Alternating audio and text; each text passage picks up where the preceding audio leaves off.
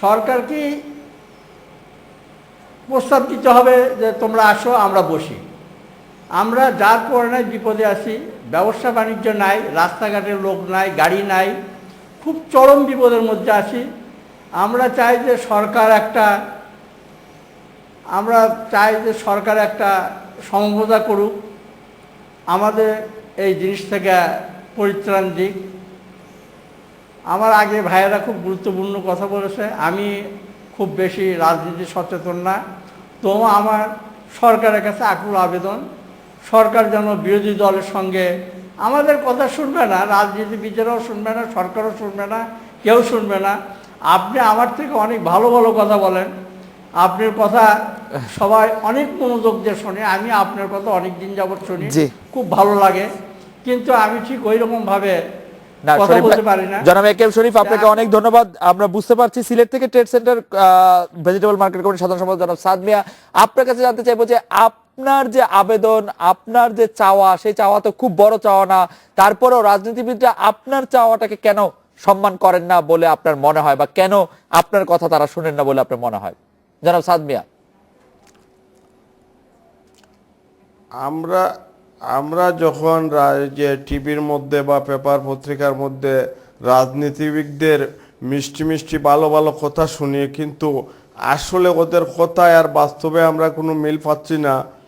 যেহেতু আর আমাদের সাথে যে অনুষ্ঠানে আরও যারা যোগ দিচ্ছেন তাদের কাছ থেকে গুরুত্বপূর্ণ অনেক কথা শুনছেন। তাই সবচেয়ে বড় কথা হলো, একদল আন্দোলনে গেছে আর সরকার দল তো এই দেশের মা বাপ।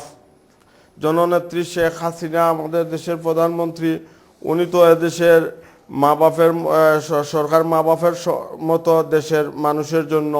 ওনারা যদি ওদেরকে আদর স্নেহ দিয়ে, যদি মমতাময়ী ভাষা দিয়ে যদি একটা সমঝোতায় নিয়ে আসতেন, তা আশা করা যায় একটা সমঝোতা হতো। জনাব সাদ মিয়া, আপনাকে অনেক ধন্যবাদ। জহিরুদ্দিন মোহাম্মদ বাবর ভাই, আপনার কাছে আবার ফিরে আসি যে আপনি এই সমস্যার যদি চলতে থাকে, সেইটা আমরা একদম শেষ পর্যায়ে মানে এইটার দীর্ঘমেয়াদী কি প্রভাব দেশের উপর পড়তে পারে? আমরা এসএসসি পরীক্ষা বারবার পিছিয়ে যাচ্ছে, সেটা দেখছি।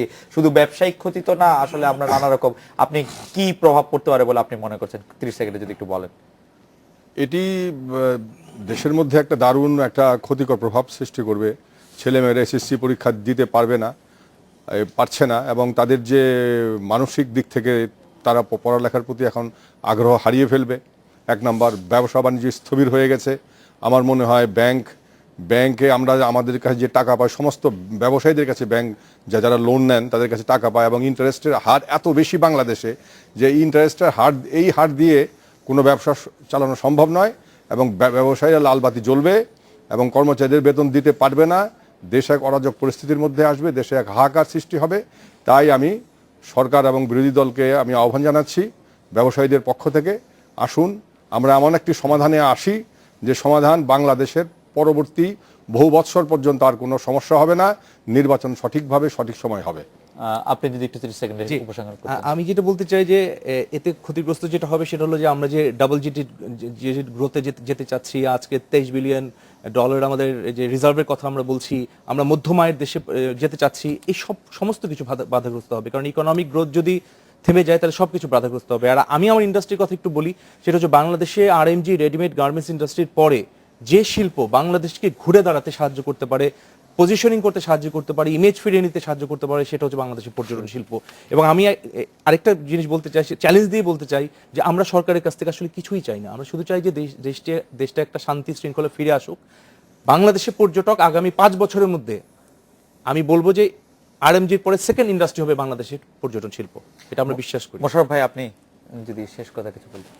আমরাও চাই যে এর একটা মানে সরকারি দল এবং বিরোধী দল তারা একটা সমঝোতায় আসুক, এবং সবচাইতে বড় আমাদের আপনার মাধ্যমে তাদের কাছে মিনতি যে আমাদের সাধারণ শ্রমিকরা তারা কিন্তু এখন না খেয়ে দিনাতিপাত করতেছে। একসময় দেখা যাবে যে তারা এইভাবে অবরোধটা চলতে থাকে, বেকারত্বের সংখ্যা বাড়বে, দেশে ক্রাইমের সংখ্যা বাড়বে, তারাও কিন্তু একসময় এই বিপদে চলে যাবে। তো এই জন্য আপনাদের কাছে, দেশবাসীর কাছে আকুল আবেদন, দুই নেত্রীর কাছেও আকুল আবেদন যে তারা এই দেশটাকে বাঁচাক, মানুষগুলো যাতে ভালো থাকে সেই চেষ্টা করুক। যার পর নাই জি তারা যেন চারটে ডাল ভাত খেয়ে বাঁচতে পারে, জনাব, এই জন্য আপনাদের কাছে আকুল আবেদন। জনাব মোশাররফ হোসেন, জনাব তৌফিক রহমান, জনাব জহিরুদ্দিন মোহাম্মদ বাবর, আপনাকে অনেক ধন্যবাদ। আরো আমাদের সঙ্গে যে ছিলেন যে খুলনা থেকে শাহাদাত হোসেন বাদশাহ, কৃষক কে এম শরীফ এবং জনাব মোহাম্মদ সাদ মিয়া, আপনাদেরকে অনেক ধন্যবাদ।